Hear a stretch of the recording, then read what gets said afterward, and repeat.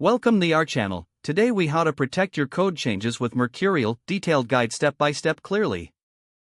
Begin by launching your terminal or command prompt.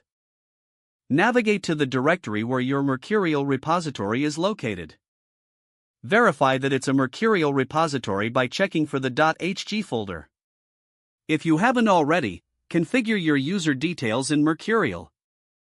You can do this by entering the command hgconfig-edit. In the editor that opens, add your name and email address under the section UI. This step ensures that your commits are properly attributed to you.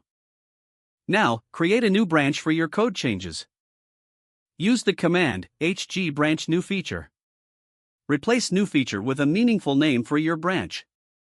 This will allow you to work on changes without affecting the main branch. Make your code changes in the files as required.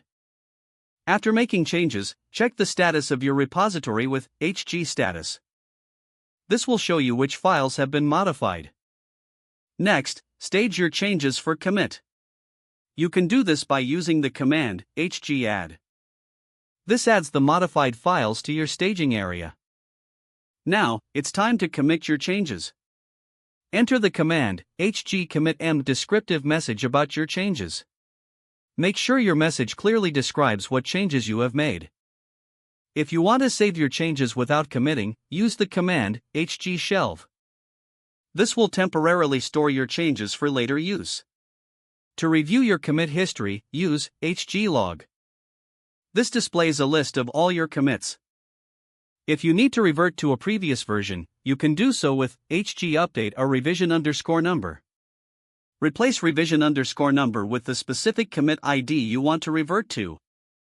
To push your changes to a remote repository, use the command hg-push. This ensures your changes are backed up and available to others. If you want to pull the latest changes from the remote repository, use hg-pull. Don't forget to like this video and subscribe to our channel for more step-by-step tech guides.